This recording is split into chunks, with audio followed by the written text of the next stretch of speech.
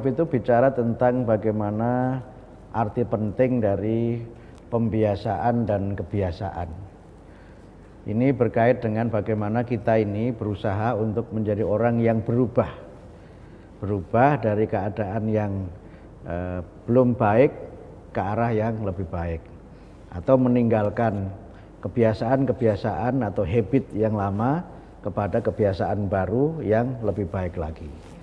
Jadi the power of habit ini bicara tentang the power of change, betapa pentingnya kita melakukan perubahan-perubahan. Karena pada dasarnya manusia ini kan harus senantiasa berubah ke arah yang lebih baik. Semua orang punya masa lalu. Betul. Tapi kan kita tidak hidup di masa lalu kan, kita harus hidup di masa sekarang dan masa yang akan datang. Masa lalu orang bisa berbagai macam. Ada orang punya masa lalu yang kelam, ada orang yang punya masa lalu yang indah, atau ada orang yang memang dia itu ingin supaya bagaimana dia yang sudah baik lebih baik lagi, yang tidak baik dia rubah menjadi lebih baik lagi. Nah, untuk merubah itu kan bukan sesuatu yang mudah. Ya, perlu ada namanya perubahan habit ya. Habit itu kan artinya kebiasaan. Tapi kebiasaan itu bisa menjadi bagian dari sesuatu yang bersifat internal, kita ingin berubah, tetapi juga bisa karena keadaan-keadaan eksternal. Karena itu perubahan itu bisa berasal dari niat seseorang. Sering kan Anda mendengar istilah ada resolusi gitu. Wah, saya tahun baru ini buat resolusi mau menjadi lebih baik lagi. The power of habit itu bicara tentang bagaimana kita ini jangan menjadi orang yang statis, jangan menjadi orang yang konservatif.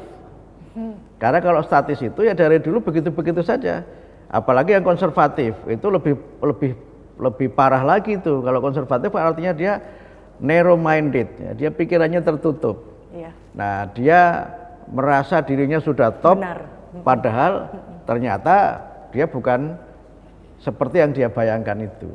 Kalau belum menyadari, Prof, bagaimana nih, sulit juga. Nah, disitulah kemudian pentingnya kita itu punya cita-cita, punya himmah, bahwa saya harus lebih baik, saya harus lebih berkualitas, saya harus lebih dewasa, dan seterusnya itu. Itu harus dikatakan, karena yang kita katakan itu direkam oleh otak kita, dan otak kita itu akan mencatat apa yang kita katakan, kemudian ada energi positif dalam diri kita ini yang kemudian membantu kita untuk mencapai apa yang ingin kita lakukan itu. Seperti menerima perintah gitu ya, Prof. Seperti menerima perintah, dan otak kita itu memang menjadi reminder yang senantiasa konsisten. Jadi kalau misalnya Anda sudah punya cita-cita ini, nanti malam jam 3 saya mau bangun, mau makan sahur gitu. Maka otak kita itu merekam itu. Dan jam 3 tubuh kita ini itu akan dibangunkan oleh otak kita itu. Nah, tapi persoalannya kita bangun apa tidak itu bukan salahnya otak. Masing-masing ya, Prof. Masing-masing.